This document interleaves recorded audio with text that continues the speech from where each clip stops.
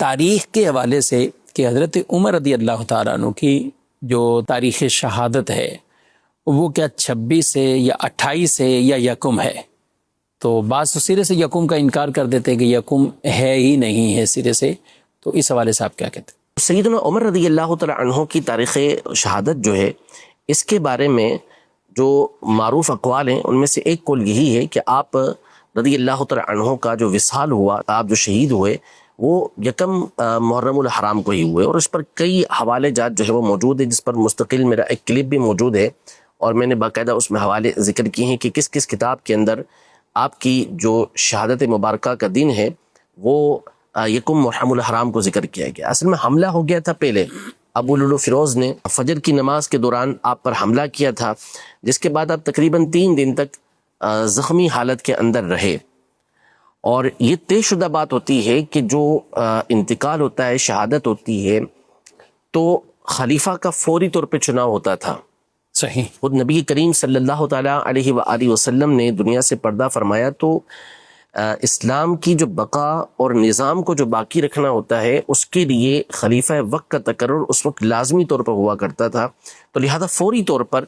اس بات کا فیصلہ کرنا ضروری ہوا کہ کس کو خلیفۃ المسلمین بنایا جائے، تو سیدنا ابوبکر صدیق رضی اللہ تعالیٰ کو فوری خلیفہ بنایا گیا۔ حضرت عثمان غنی رضی اللہ تعالیٰ عنہ کی جو تاریخ ہے کہ جب آپ منصب خلافت پر بیٹھے تو وہ یکم محرم الحرام ہے، کہ آپ یکم محرم الحرام کو یہ خلیفہ بنے۔ تو اب یہ تو اس دور کے اندر لازمی ہوتا تھا کہ فوری طور پر خلیفہ مقرر کیا جاتا تھا، دن اس میں نہیں گزارے جاتے تھے۔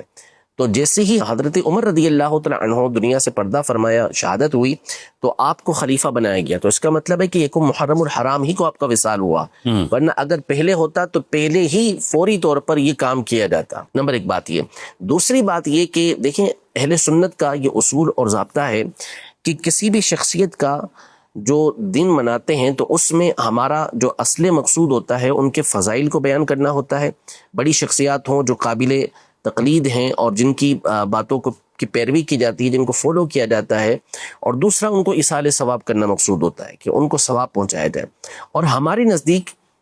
یہ دونوں باتیں کسی بھی دن ہو سکتی ہیں، اس میں کوئی اختلاف نہیں ہے، اور اس کے اندر کوئی ایسا مسئلہ نہیں ہے کہ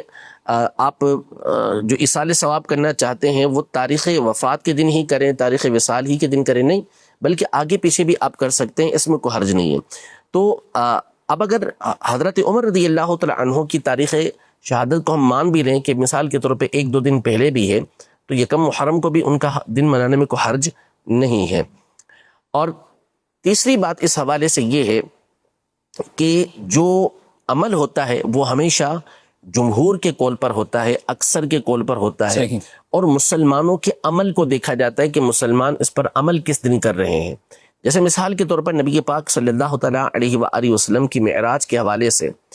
تاریخوں کے بارے میں اختلاف ہے کہ فلاں تاریخ، لیکن اہل ایمان کا جو عمل ہے وہ کیا ہے؟ 27 رجب المرجب ہے۔ اسی طرح نبی پاک صلی اللہ علیہ وسلم کی 12 تاریخ کو ولادت کے حوالے سے علماء نے جو دلائل ذکر کیے اور جو باتیں ذکر کی، اس میں خاص طور پر متقدمین نے اس بات کو ذکر کیا کہ اہل مکہ کا فلاں جگہ کا عمل یہ ہے کہ وہ 12 تاریخ کو نبی پاک صلی اللہ علیہ وسلم کا مولد مناتے ہیں، ان کی ولادت کی خوشیاں مناتے ہیں، تو اس کو بھی دلیل بنایا گیا۔ تاریخ کا وہاں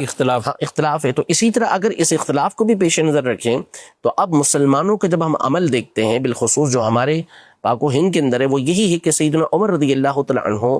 کا جو دن منایا جاتا ہے وہ یکم محرم الحرام کو منایا جاتا ہے۔ اچھا، پھر آگے اب بعض اوقات یہ تصور پیدا کیا جاتا ہے کہ نعوذ باللہ یہ کوئی حضرت امام حسین رضی اللہ تعالیٰ عنہ کے دن کم کرنے کے لیے اور ان کا ذکر کم کرنے کے لیے اس طرح کیا گیا، تو ہرگز ایسا نہیں ہے۔ تو تصور اور کوئی خیال ہی مسلمانوں کو ایسا